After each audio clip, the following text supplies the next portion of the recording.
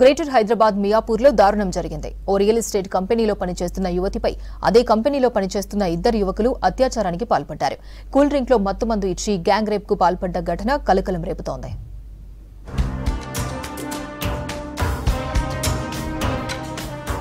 భాగ్యనగరంలో మరో దారుణం జరిగింది. ఓ యువతిపై ఇద్దరు ఉన్మాదులు అత్యాచారం చేశారు. బాధితురాలి ఫిర్యాదుతో ఆలస్యంగా ఘటన బయటకొచ్చింది.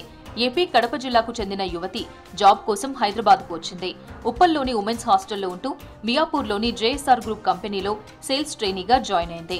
ఇదే కంపెనీలో సేల్స్ ఎగ్జిక్యూటివ్ గా పనిచేస్తున్న సంగారెడ్డి, జనార్దన్ అనే వ్యక్తులు యువతితో పరిచయం పెంచుకున్నారు. ట్రైనీగా పనిచేస్తున్న యువతికి సైట్ చూపిస్తామంటూ గత ఆదివారం యాదగిరిగుట్ట వెంచర్ దగ్గరకు కారులో తీసుకెళ్లారు. వెంచర్ దగ్గర మీటింగ్ అయిపోయిన తర్వాత యువతిని కారులో ఎక్కించుకుని నిర్మాణంలో ఉన్న ఓ బిల్డింగ్ వద్దకు తీసుకెళ్లారు.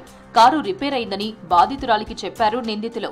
కొద్దిసేపటి తర్వాత అక్కడే బాధితురాలికి కూల్ డ్రింక్ లో మత్తుమందు ఇచ్చి లైంగిక దాడికి పాల్పడ్డారు. 4 గంటల పాటు వేధింపులకు గురిచేసి అత్యాచారం చేశారని పోలీసులు తెలిపారు.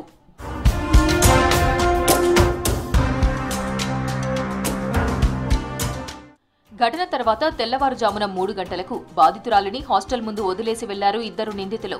దీంతో ఘటనపై ఉప్పల్ పిఎస్లో కంప్లైంట్ చేసింది బాధితురాలు. 0 ఎఫ్ఐఆర్ నమోదు చేసిన ఉప్పల్ పోలీసులు కేసును అక్కడి నుంచి మియాపూర్కు ట్రాన్స్ఫర్ చేశారు. విచారణ చేసిన పోలీసులు నిందితులిద్దరిని అరెస్ట్ చేసి రిమాండ్కు తరలించారు. సంగారెడ్డి అండ్ జనార్దన్ రెడ్డి వీరిద్దరు కూడా అమ్మాయికి నచ్చినటువంటి ఒక హాస్టల్లోని షెల్టర్ ఇవ్వడం జరిగింది. హాస్టల్ నుంచి పికప్ చేసుకుని యాదగిరిగుట్టలో ఉండేటువంటి మీటింగ్ అటెండ్ కావడము అండ్ సైట్ విజిట్స్కి వెళ్ళడం జరిగింది. అండ్ అక్కడ 9 గంటల వరకు మీటింగ్ అయిపోయిన తర్వాత రిటర్న్లో భాగంగా అనుకోకుండా కారు బ్రేక్ డౌన్ అయిన తర్వాత ఈ ఇద్దరు జనార్దన్ రెడ్డి అండ్ సంగారెడ్డి వీరిద్దరు కూడా అమ్మాయితో మిస్బిహేవ్ చేయడం జరిగింది. ఆ విధంగా అమ్మాయి బై 3 o'clock టైంలోని మళ్ళీ హాస్టల్లో వదిలిపెట్టడం జరిగింది. నిందితులని అదుపులోకి తీసుకుని విచారించడం జరుగుతుంది. జేఎస్ఆర్ రియల్ ఎస్టేట్ కంపెనీలో పనిచేస్తున్న కొంతమంది మహిళా ఉద్యోగులపై కూడా వేధింపులకు గురైనట్లు తెలుస్తోంది. మరో ఇద్దరు సేల్స్ ఎగ్జిక్యూటివ్స్ కూడా యువతులను బెదిరించారని బాధితురాలు పోలీసులకు స్టేట్మెంట్ ఇచ్చింది.